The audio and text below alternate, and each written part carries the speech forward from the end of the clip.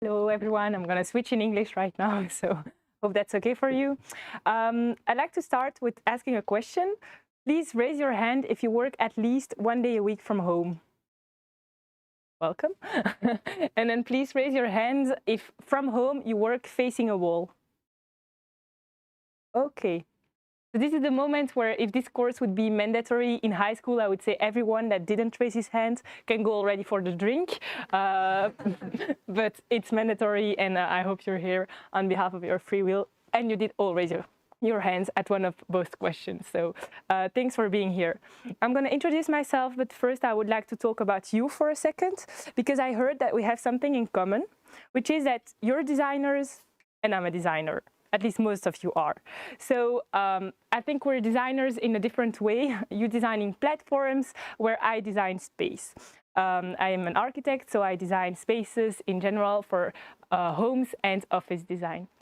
And I heard from your managers that our way of working is kind of the same, and that we all work from a problem-solution-based mindset. Does that ring a bell? Yes, so I know that we have an entire process which goes from starting from a problem and then exploring and trying to find the solutions, prototyping them, testing them with the clients, and that there is an entire process to go from the problem to the solution.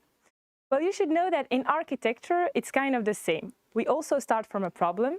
The basic problem was that we didn't have a shelter and that we needed protection. And so that's why we started creating homes and houses in the first place. So your home is actually a solution to a problem. And isn't that kind of a formula for our entire life basis and how we work on a daily basis? I think it is. So I'm happy to be here today, and I think that we're gonna speak the same language, even though I'm an architect and you're designers in a different way. So I'm going to start with introducing myself. As I said, I'm an architect, and I've always wanted to be an architect. For me, that has always been very clear. I always knew that that was something I wanted to do, and that was part of my genes. And when I came as a student, I didn't question anything. Everything was as it was supposed to be. I arrived, everything that my teachers told me was exactly what I thought was the truth, as I always wanted to do that for a living.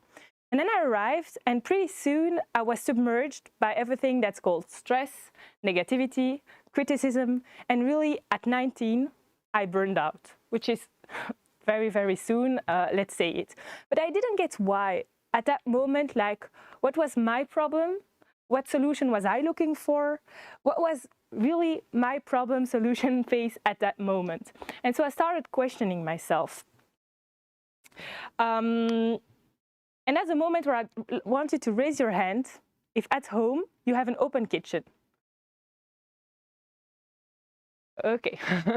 I'd like you to raise your hand if your dream house would look like something that's completely glazed. Like, don't worry, you can say it. And I'd like you to raise your hand if your restrooms at home are very close to your staircase. So you see that most of the things are things that we all have, and that was my problem. It was that architecture was kind of a formula, was a trend, and that if I didn't propose what my teachers thought was what everyone needed to have, I didn't really fit in the formula. And that was at that moment my big problem of, okay, I don't fit in the formula, and I'm not sure that I want to do as everyone tells me to do. So what if I don't want my kitchen to be closed? And that's what my teachers told me. How do you dare propose a kitchen that's not an open kitchen? How do you dare propose office design spaces that are not open spaces like everyone proposes? And how do you dare propose spaces without glaze everywhere, because we need a maximum of luminosity? And that's the reason why at that moment I understood that I wasn't completely aligned with the formula, with the trend, and with what I was told I had to do.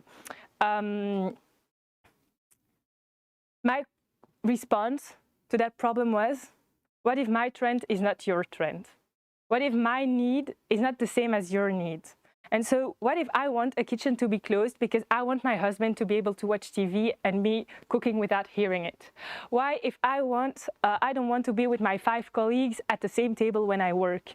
What if I want to have a huge picture of Hawaii or another destination on a front wall instead of on a glazed wall because I cannot hang it on a glazed wall? And so really that was my process of thinking that we're all different, that we all have different needs, but that we all have to adapt to the same spaces and to the same way of designing. My big problem in the architectural world today is that aesthetics are way more important than well-being. Is that aesthetics take the lead over well-being. And that's, if I would take a loop, if I would take my big life goal and mission would be to handle this trend and to try to resolve that problem. But for that, I'm not going to be pretentious to say that I'm going to do it alone. We're going to need to be many architects working together. And that's maybe something that's going to take a lifetime, but it is in general my goal. Today, I'm going to focus on a smaller scale problem for you to be able also to have tangible information. But I first want to give you some examples in the office design world of things that are put into motion that show that the aesthetics are more important than well-being. Let's take the actual trend of nomad offices. Maybe you do have them, maybe not. The idea is not to judge, it's just to show you how architecture today thinks. As we need to gain space economically, we need to gain space for electricity, and just in general, with the new way of working, with the hybrid way of working, it's normal that we need to have new ways of designing offices. And these new nomad offices, as we call them, mean that when you go to work, you don't have your place anymore. What does that mean for our sense of belonging, which is a primary need of the human being, which is to sense that we belong to something, that we belong somewhere.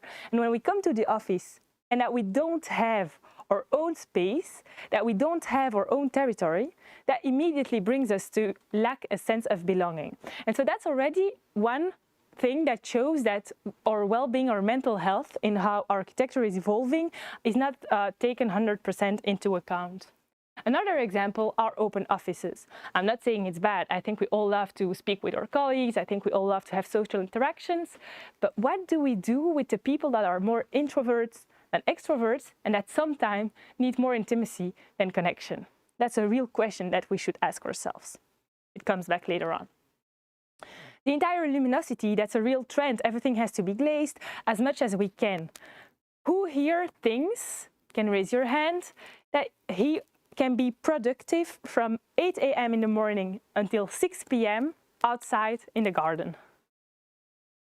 Thank you. No one. Well, when we are surrounded by glazing everywhere, for our body, for our brain, it's as if we were working outside. And so it's all a question of finding balance, but today the trend is showing that we have to go as much as possible towards full glazing, and that's also something that doesn't take completely our well-being and our needs into account. And then finally, another trend that is very present right now are black ceilings. Do you know maybe offices with black ceilings? No one of you has one right now? That's a very good point. That means that you're all going to say no one is going to stand up and go away right now. Black ceilings is something that is in the trend at the moment. Now that you know it, maybe you'll see it at some places. And when you step out of your home in the morning, so you have to think in terms of how the brain works. When you step out of your home in the morning and that the sky is blue, your mind is open. And you say it. You say literally, oh, it's a clear day. I feel light. When the sky is gray, like really dark, in French we literally say, ça va me tomber dessus. It's going to fall down on me. For the brain, it's exactly the same. Space above the head should always be clear in the color that it is. And if it's black, the energy, the level of fatigue is very, very intense. And so that's something, again, that doesn't take into account our mental well-being.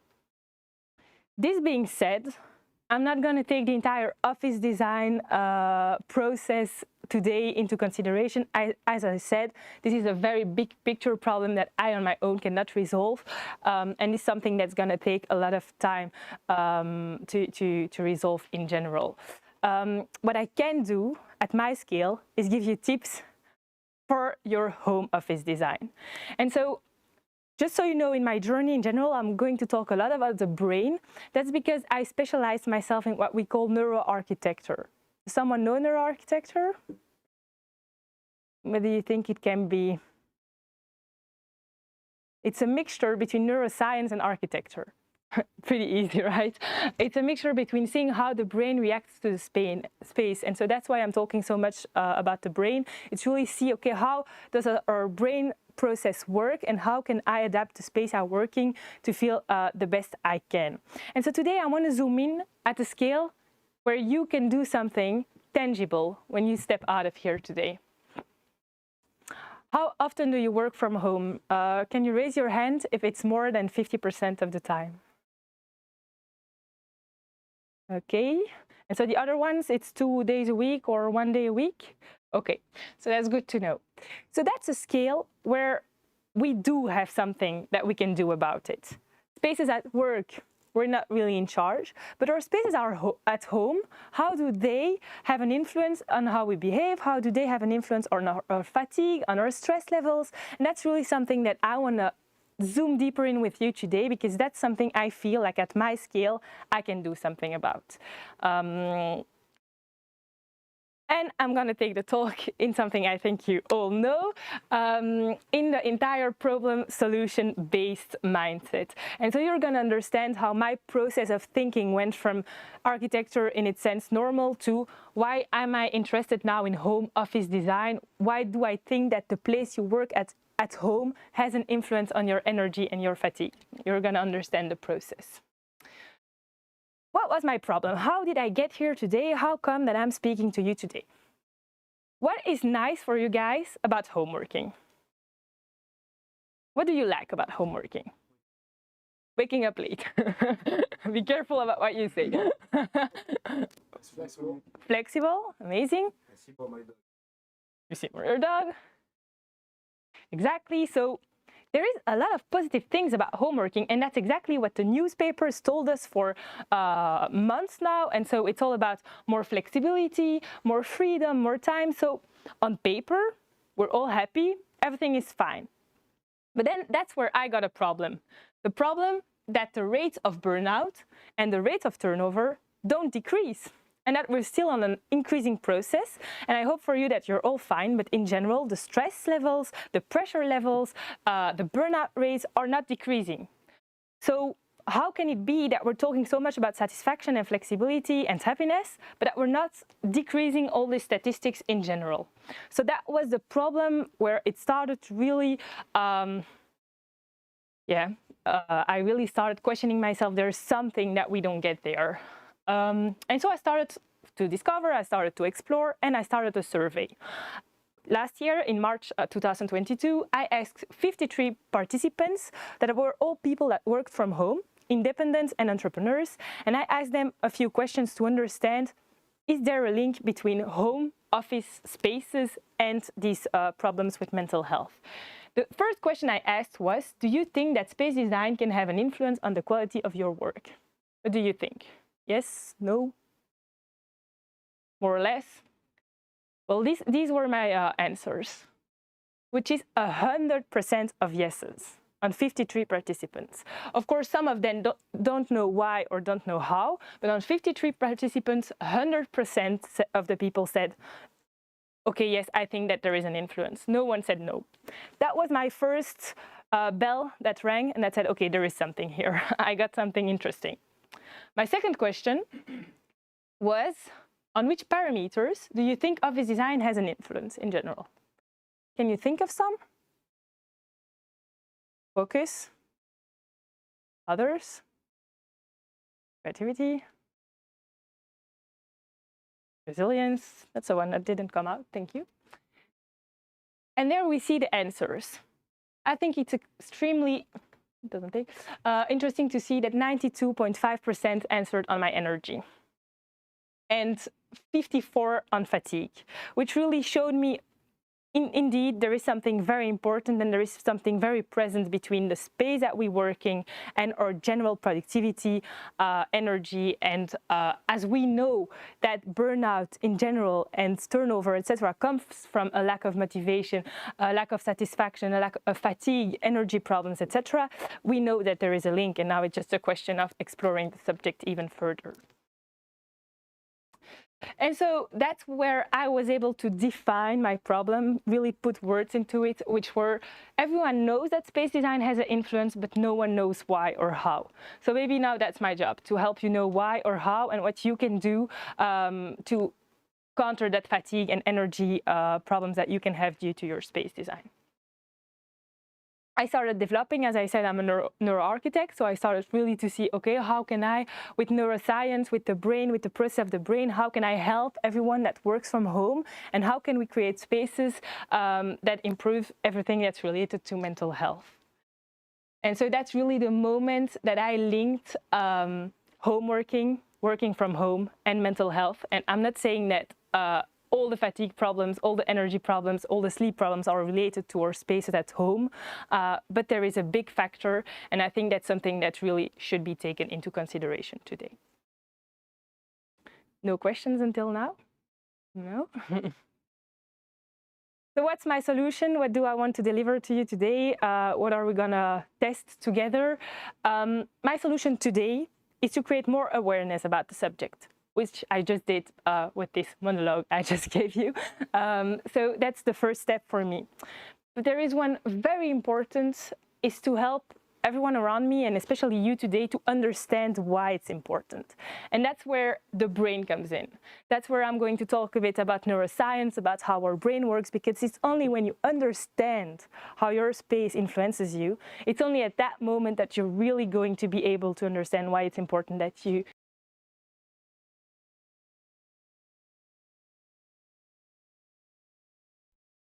to something painful. For example, if I've been bullied during my high school and then I go back to the place I've been bullied, my body is going to react from head to toe. How can it be? What's the link between my environment and my emotions? So that's the limbic brain, and I have a picture here. I think no one really feels good when going to a hospital. There is something there when we enter where we immediately feel in our body something very cold.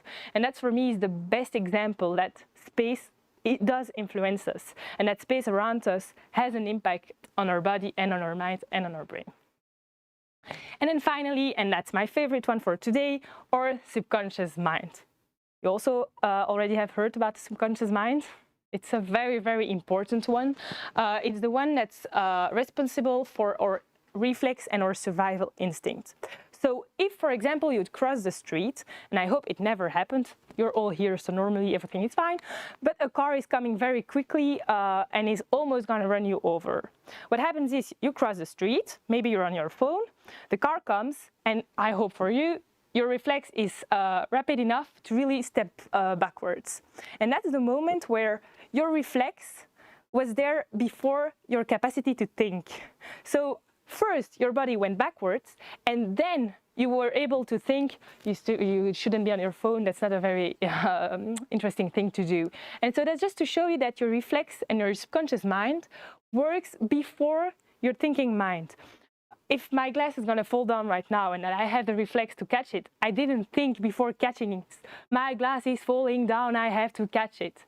I wouldn't have the time to catch it. So that's just for you to know that your subconscious brain, in general, is really made to protect you from any danger. That's what I really need you to remember right now. Subconscious mind, protect me from any danger. And so that's the moment where you can start understanding why we experience so much fatigue today, and why our pressure is so negative and is so tiring. Our neocortex is overstimulated. I think that's a fact. We're busy all the time, we have notifications all the time. Now that we also are from home, or places where we used to live in, or places where we now work in. So that our neocortex is overstimulated is not a novelty, and that's always been the reason, the main reason that burnout rates are so high. That's not really something that architecture and space design can do something about at this point. That's something that we're more going to be like with techniques to lower the stress levels, as conscious breathing, power naps, meditation. I don't know if you have tools for that, but that's really a part that you have to master yourself. One that architecture has influence on is the subconscious mind. Because when the subconscious mind is alert, and that's our biggest problem, that's when we lose energy, and that's where our fatigue levels are raising. And so that's what we experience the most today because of space design, is that our subconscious mind is all the time on, I have to protect you from any danger, I have to protect you from any danger. And we are not especially aware of that, but that's literally what happens. And so if we imagine that our brain is a battery, we have to know that our subconscious mind takes as much space as our conscious mind. And so if our subconscious mind is alert all the time, that explains why we lose so much energy and why our fatigue is increasing so much. So that's the part where I really wanted you to understand that we have these two parts of the brain, because you're going to see that in the practical things that I'm going to invite you to do in the coming days. It's going to come back, and I'm going to explain and illustrate how the subconscious mind reacts to space. So let's go now to the action part, what you can do at home to improve your fatigue and your stress levels. Of course, if tonight or tomorrow you're gonna have a party until 3 a.m., let's be honest, it's not because you're gonna change your office from position in space that you're gonna experience less fatigue. So don't call me tomorrow saying that my tips didn't work. I think it's all a question, of course, of balance, but generally it does have a huge influence. So we have a few things that we can do at home. We have the position in space that we're going to look at, what you can do to have the best position possible. We have everything that's related to disconnection. That is very important. The subconscious mind needs to disconnect. We have a fact that we have to be aware of our needs to be able to use the space in the best way possible. And then we have, of course, also the color of the space that has a larger influence that you can think about. No questions till now? Still clear? Perfect. Okay, where do you work at home? Raise your... Everything's fine? That's on camera, by the way. Do you work in a separate office? So do you have a place? Raise your hand if you have a place for your own office design. No one has, yes? Okay. Okay, interesting. That's the moment where I need the battery to work. Perfect. Raise your hand if you work from a dining table or a living room. Many. Okay. Raise your hand if you work with someone in your family. Okay. And if you work from your bedroom, you have to. Great. So you know, that's already a signal, and that's already the proof that we're all different and that we don't all have the same space at our disposal. So how can we expect to all function in the same way if this is already a factor where we see so much difference in how what we have available for us? So that's really something that we have to take into consideration. I'm going to start with the theory of having a separate office, but you're going to see that I'm going to implement it afterwards to living rooms and dining rooms. Which one do you think is the best position in these three options? A, B, or C? Let's say that A is hand up, B is in the middle, and C is down. Down. We have some A's. Okay, interesting. So we're not sure here. The best option is C, definitely. And I'm going to explain you why right now. The first thing you should do when you look at the position of your office is always see the front door. And that's for a reason that's related to the subconscious mind. So when you see the front door, you have a perspective on space, and your subconscious mind can literally control what's happening. Whereas if the front door is behind you, what happens literally in your mind is the following. Your conscious mind thinks, pretty logical, it's okay. The only people that can come from behind are my parents or my children. So I'm not really in a risk of being dead in 5 minutes right here. So you know that there is no danger and you just start working. But as I told you, your subconscious mind is wired and is made to protect you from any danger. And so your subconscious mind, if I may say, is a bit stupid. Thanks for being here, by the way, but is a bit stupid and doesn't really make the difference between rational and irrational. And so for your subconscious mind, the fact that anyone could enter from behind is a way of staying alert. And so as I was telling you, this level of alertness, the more your subconscious mind stays alert, the more energy you loses for other stuff. Because our brain is just as our body and as our cell phones, it has a battery. And it's not a battery that never goes down. So it's very important to be aware of that. So you would have to see the front door. You would have to have a wall behind you. Again, that's in the sense that when we have a wall behind us when we work, we really have this sense of protection. We really have this sense, the subconscious mind knows that nothing can happen and really feels protected. And that's something that will help you be way more focused when you work and gain a lot of energy. Also try to have a perspective in space. So that's really the problem of working facing a wall. When you face a wall, you're working in front of nothing. And for the brain, that's extremely tiring. And even though I see you, most of you would say, yeah, but at least I don't have any distractions and I'm pretty distracted in general, so at least I know that I have nothing that my brain can look at. You'll see that the day you make the difference, you won't care about distraction. The difference in energy and fatigue is so high when you turn your office around and that you stop working in front of a wall that you won't have this obstacle in your mind anymore. Another important thing is to try to avoid working between a wall and a window. That's in terms of how the air circulates in space. These are the places that are the most tiring for the brain. So that's also something that's not really in our culture, because we tend to try to work in front of a window thinking that we would have the view, etc., etc. But that's also very tiring, knowing that when you work in front of a window, generally you can see the front door. So you have these two problems of being in what we call really a place in space that's very tiring, and you are also with the problem that you don't see the front door. And so if you see here, for the ones that never read really a plan, you have a front door, you have a window, and that's literally where you should try to avoid to work, because that's where you would have the levels of fatigue that you experience when you work outside. You know, as we told, no one is really productive outside. Well, if you would work in that kind of energy during the day, it would be exactly the same processes. In the living room here, that brings us to the spaces that you could work, because we don't all have our own spaces, so you can adapt this to the living room. Typically, if you would sit here, you wouldn't see the front door, so that would be a problem. If you would sit here, you wouldn't have a wall behind you, so not the best. If you would sit here, you would sit between two windows, which is exactly the same as the door and the window. And if you sit here, you're perfect. You see the front door, you see the window. You're not between the door and the window. You have a wall behind you. And so if already you just start with changing your office from place, you will see that everything that's related to fatigue, productivity, and motivation will have an influence. So that's the first thing for position of the office. Then we have the entire notion of disconnection. The brain is very smart. I told you it wasn't, but the prefrontal cortex is very smart. And we're now working, most of us, it depends from the generations, but most of us are working in spaces that used to be 100% dedicated to leisure. That means that some people are just waking up and working from their couch or their dining table that used to be places where we were just sitting and having dinner with our family.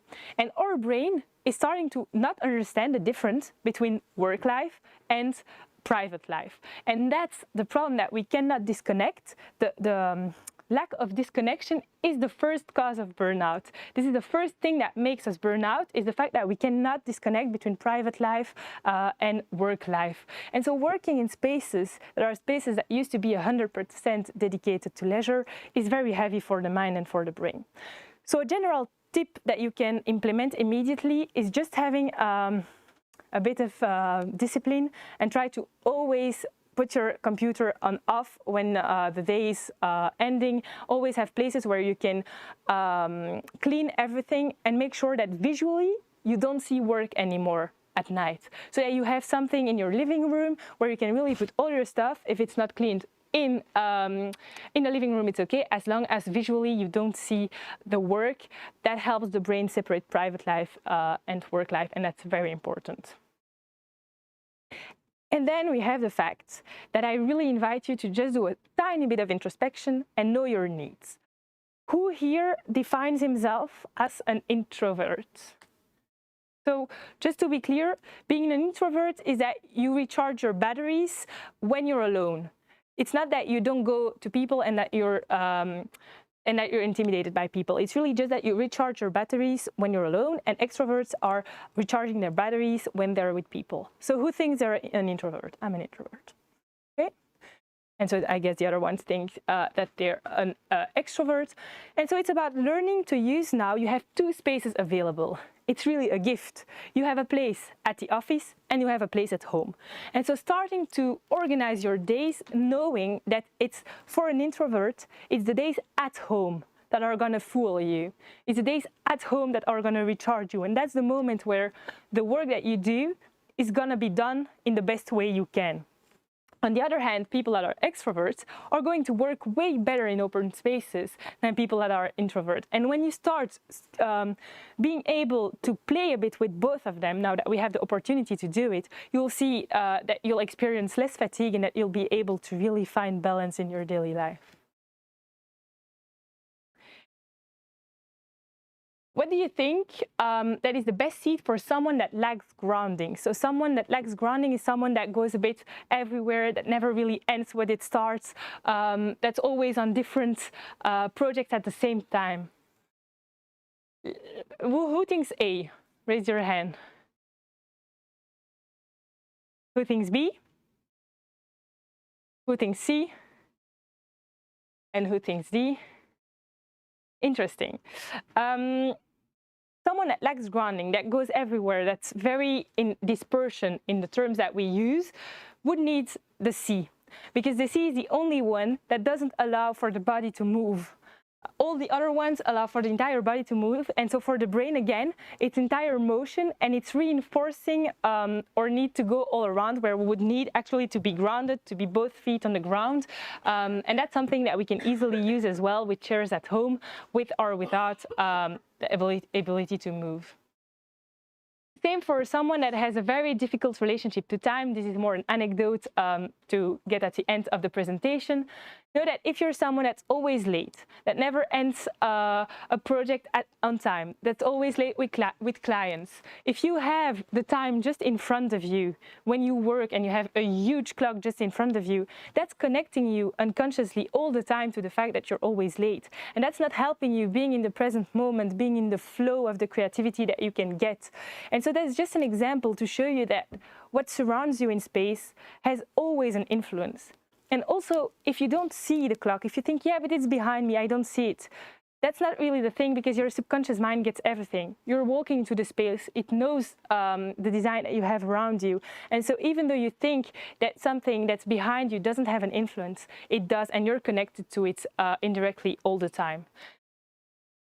And then finally, we also do have something that we can do at home, and that's change the colors of our spaces we work in. Of course, someone that works in a space that's completely red from all the walls is going to be super active, because the red is the color that activates the entire nervous system. Someone that works in a place that's completely black is going to be very tired, because black is a color that's very heavy energetically. And so that's also something that we have a lot of rules for, but that are way more personalized, because that's where the limbic brain, the emotional brains, gets into action. That's when our stories are all different, and a color that would be right for you wouldn't be right for you, or in the other way around. And so that's something that we need personal advising and consultation to really be able to tell you which color would be right. But that's really something that you can keep in mind, that your space you're working at home is a space where you're gonna last a lot of time, because homeworking is not going to end tomorrow, and homeworking is not, it's going to be something that we want to be sustainable. And that's where I want to close this presentation saying that my solution today to this problem that I showed with you is that I think that if we start investing as much time and energy in home office design than we do in office design, which is a lot of amounts, a lot of energy, that's the moment where I think that hybrid working can become sustainable for your mental health. Thank you.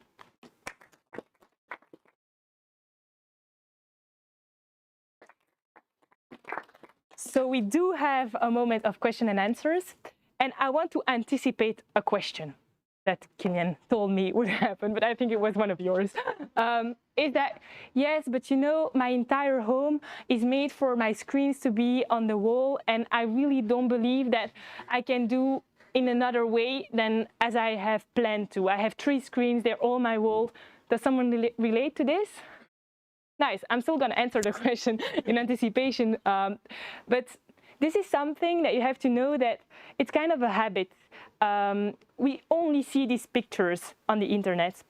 We are kind of wired to think that this is the only possibility, because if tonight, and I invite you to do it, you go on Pinterest and you tap and you write down home office design or office at home, you'll only see pictures like this, only pictures facing a wall.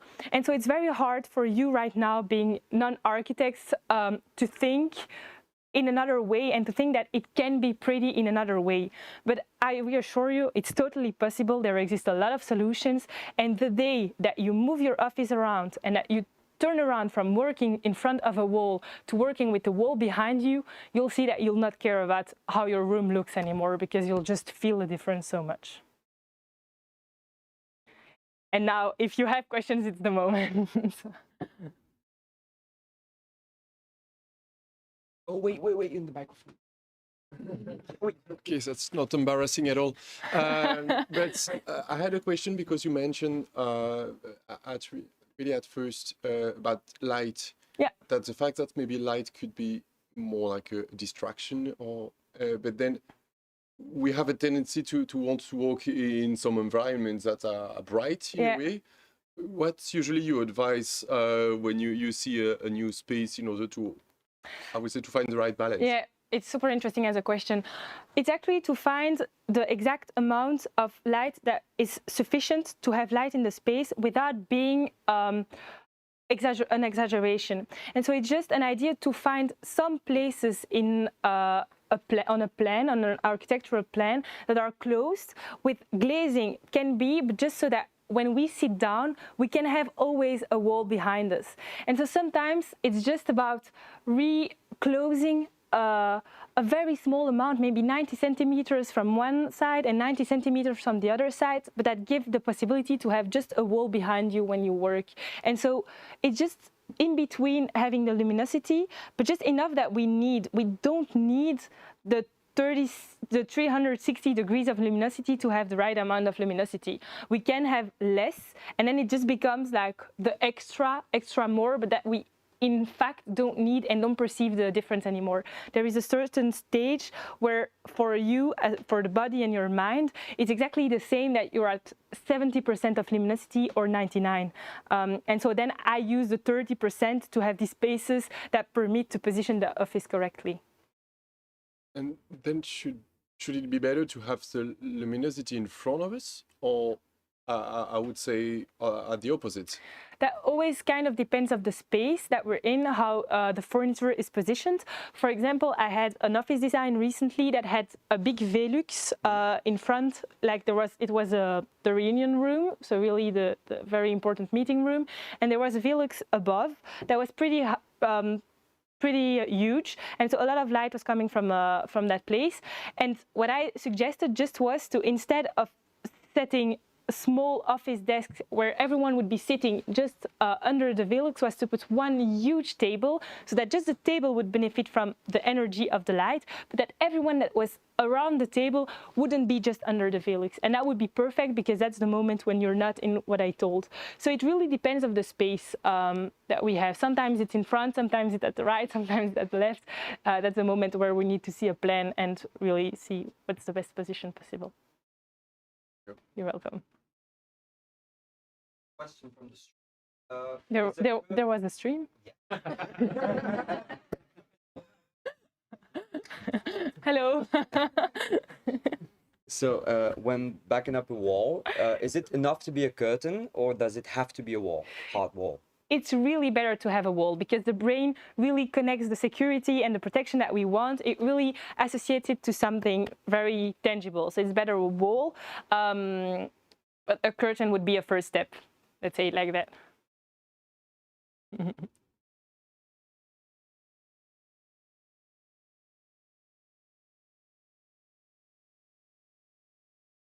you. Were you able to apply all that you taught us to the design of your own office? That's a good question. I was able because practice what you preach. You know, that's kind of my motion. But it's true that with clients or with particular clients, let it be offices or let it be really people I go to their homes, it's totally fine to not have all the parameters. It's not always possible. That's something that's possible in a new construction, which we always try because these are the rules for offices, but we have rules for bedrooms, we have rules for dining rooms. So we try to do with what we have. For me, in terms of office design, the most important thing you can do is not working facing a wall. Because there we're blocking the entire mind, we're blocking the entire creative process, we're blocking everything that we're meant to do. So that would be my non-negotiable parameter of what we just told. Thank you. You're welcome.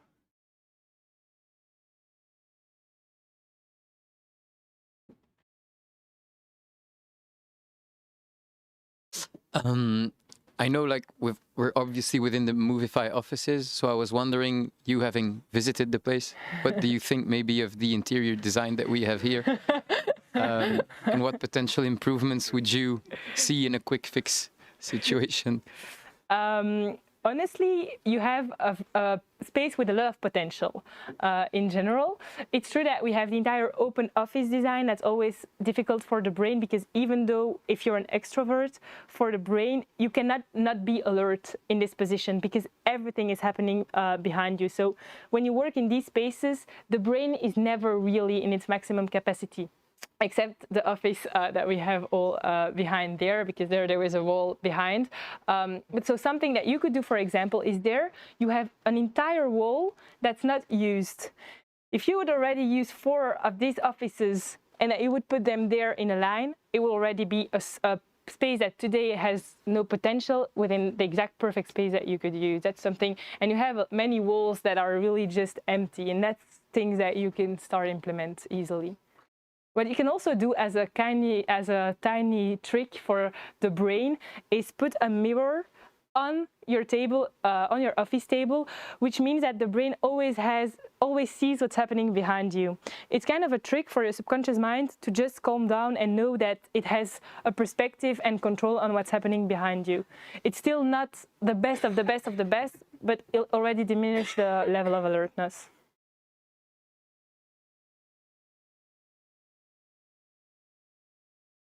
Maybe I have one, just a short one. So you said about the time for people who are always late. Yeah. Should you see it like very clearly or not? For someone that's always late, yes. For someone that has relationship problems with time, that's really in the sense that someone that's always saying out loud, I don't have time to do this and I don't have time to do this. And that really has a problem with time in general, it's better not to see it. Yeah, okay. And the same when you're working on a project and that you know that you need concentration. If you see the time all the time in front of you, you're just going to be reminded of what you still have to do, what's still on the plate, and that's gonna remove you from the flow and the state of creativity that you can be in. And a great example is when you go, for example, to a place where you're gonna take care of yourself. So I don't know, an osteopath or something like that, and that you see the hour in front of you, you cannot disconnect, and you're always thinking about, I still have to do this and I still have to do this, whereas you're taking a moment for yourself, but you're connected to everything that you still have to do if there is a clock in front of you. So it's the same at work. At the same time, it's important to see it, but really in front of you, it's connecting you too much to what you still have to do for most of the people. Okay, thanks. Welcome. Thanks. Question about, what I understand you're saying that the space design can influence the subconscious brain, but not the neocortex or the limbic. No. Can you maybe Yeah. explain why? It's not that it cannot influence the neocortex in general. Of course, if you work in a coffee shop with a lot of noise aside you, your neocortex is going to be influenced. But in the way you position your office and everything that I've given as examples and as really tools, it's more about your subconscious mind. So that's more in a sense. And same for the limbic brain. The limbic brain is going to be influenced when you have a personal story that is related to the space that you're in. So again, if I go, for example, at my university where I have a very bad memory because my first university, it didn't go very well, that's where I burned out, I really feel that I'm not okay. And that's something that I would feel, but that my neighbor wouldn't feel. And so the limbic brain, someone that's gonna feel amazing in an entire white space, and someone that feels very badly in a white space depends on someone's story, depends on the entire, everything that happened in their childhood, and there you would almost need therapy to know why do you feel good in a white space and you don't. That's very personal. And so it's more knowing that with really neuro-architecture, with the things that you can implement in office design, it's the subconscious mind that we want to tackle and that we want to improve, because that's the one that we're not taking care and not making attention for. And for the neocortex today, what happens in office design, we're creating spaces where we can play. You have a kicker here. We're creating places sometimes where we can have a drink, where we can even power nap. These are spaces that are creating for the neocortex and for our thoughts and our brain to calm down. I hope you see the difference. Yeah, okay. Thanks. You're welcome. I know there was a question right there. Hi. So it's an exploratory question. I've faced a challenge in shared places, which is also the case where there isn't really a space for a home office spot.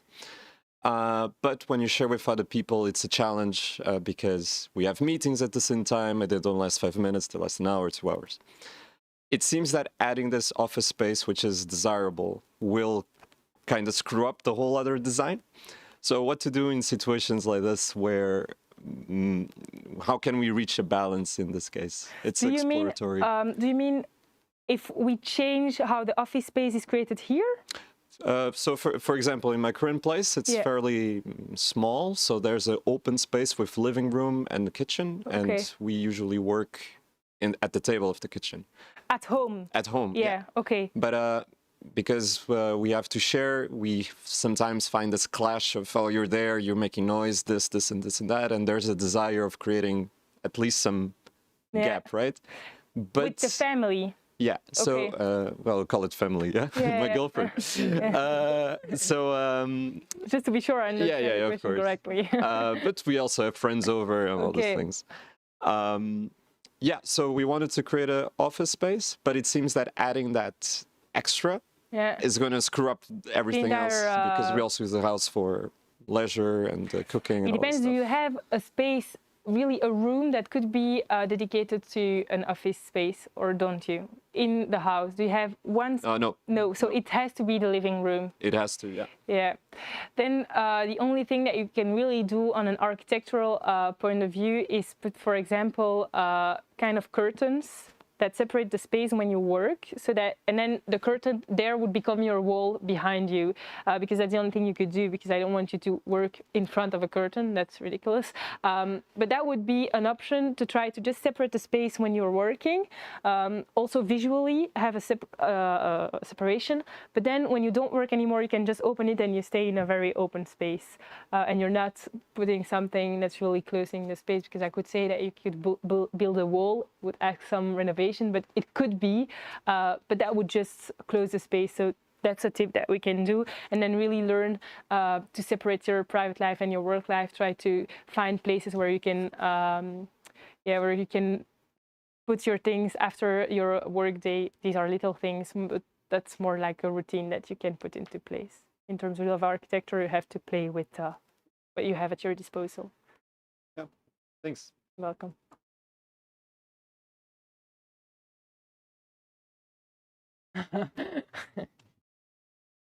So this is a question from Alexandre Massy. This office's ceilings are really high. Yeah. Do they have an impact on our productivity? That's amazing. Very good question. Thank you. that's a good thing. You know, as I was telling that if you have a blue sky, you'd be open-minded, you'd feel better. The higher the ceiling, the more the brain sees it as something open. And so the lower the ceiling, the more we feel pressure, the more the brain feels that something is coming down on us. So in this case, the higher we have the ceilings, the better for the brain. So that's a good thing. Thank you. Welcome.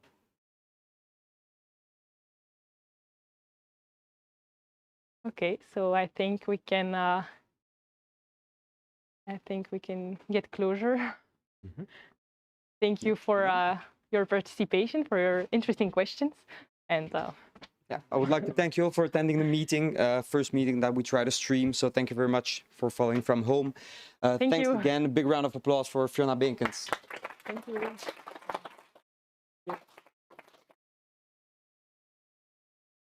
Let's now get some drinks and food and see you to the next meetup. Thank you very much. This was Movify.